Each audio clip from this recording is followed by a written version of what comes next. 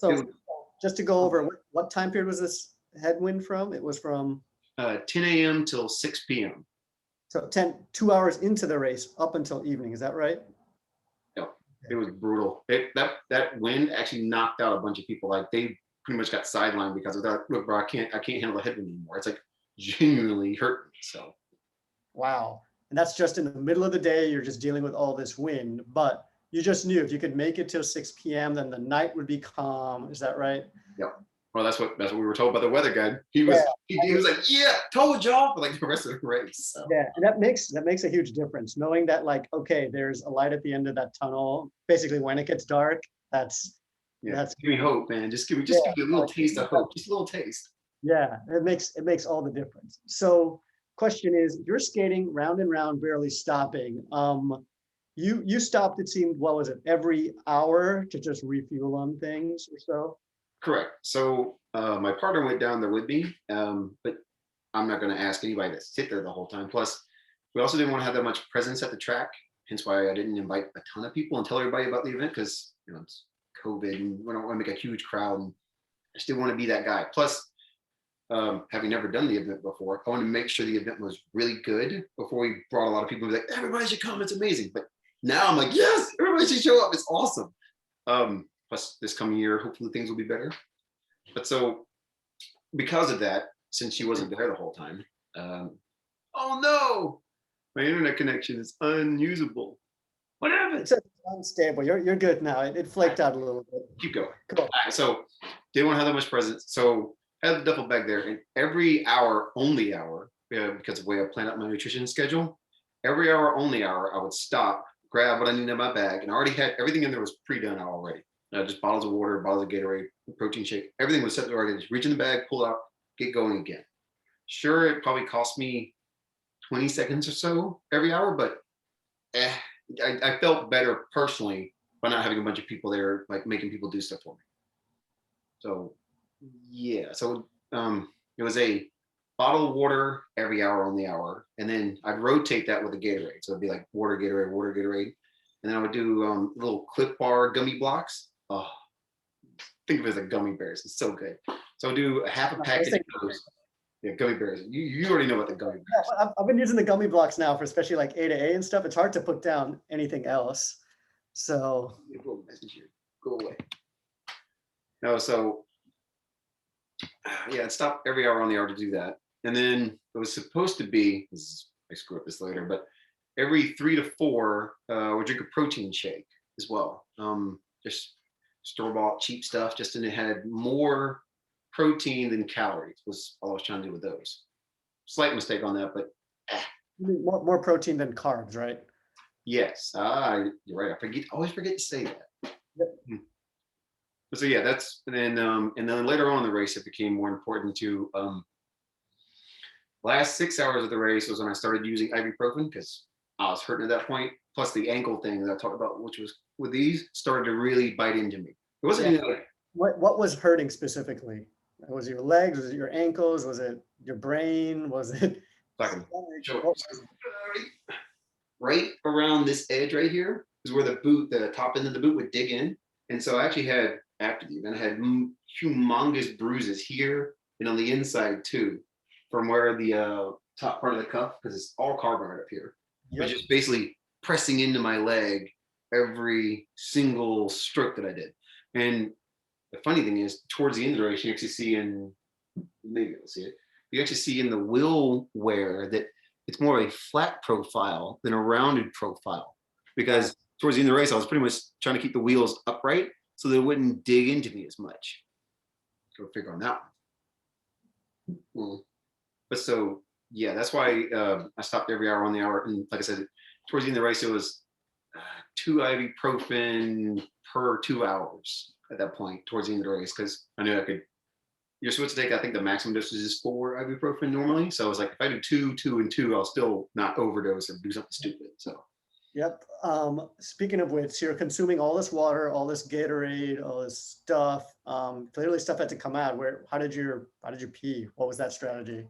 Because I know in some events people just pee on the course. I know that was not permitted at this event. Oh, no, there's a big thing in the rules about that. Yes. And they had a specific rule. Okay.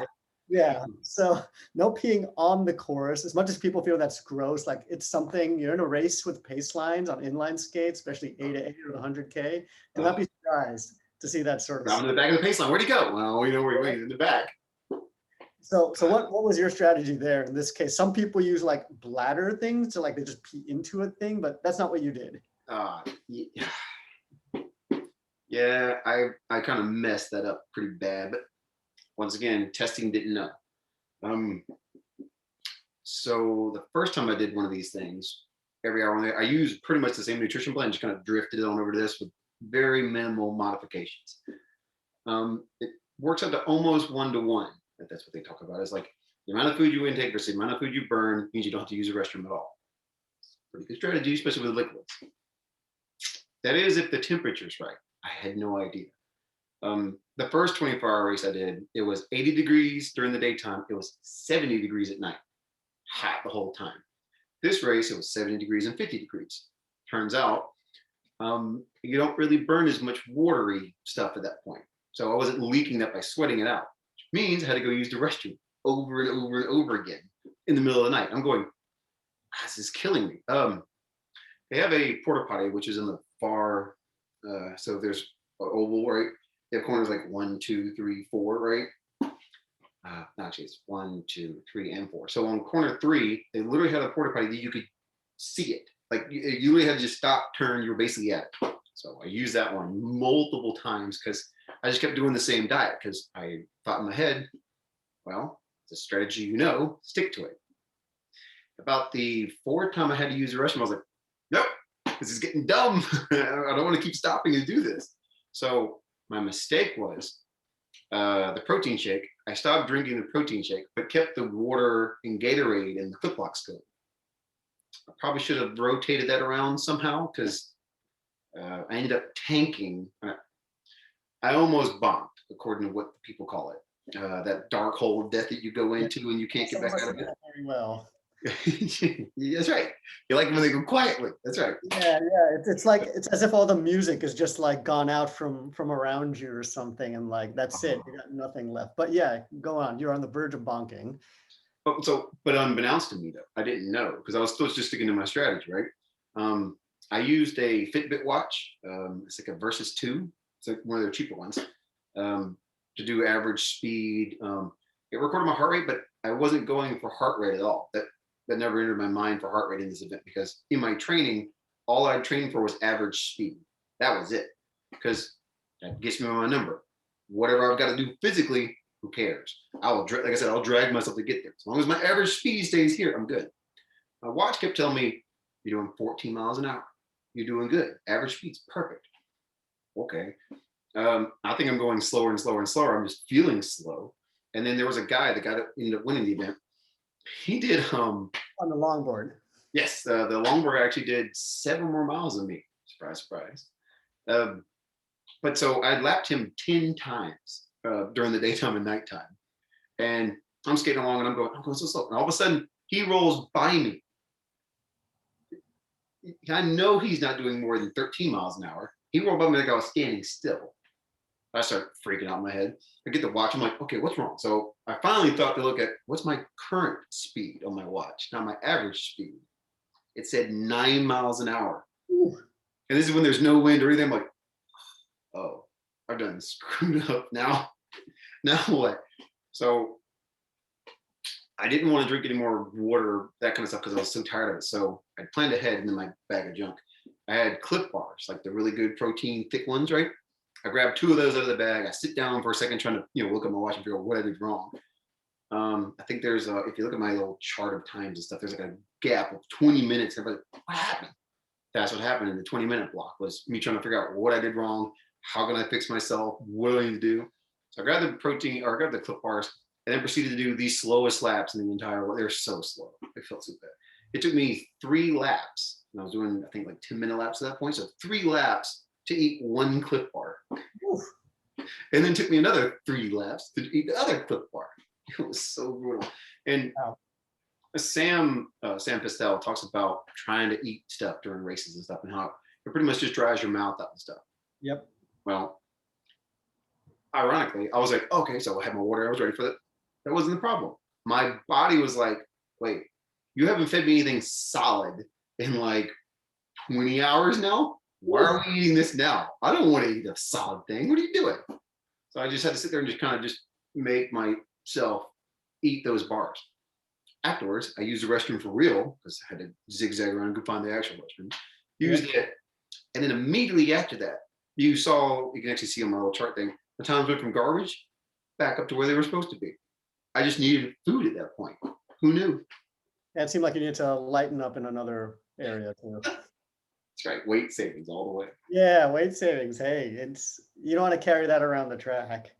So so in terms of all of this, there were obviously lots of other longboarders on the course, and then there were a handful of other inline skaters, right? So we had Francisco Ramirez Yeah, friend. Yeah.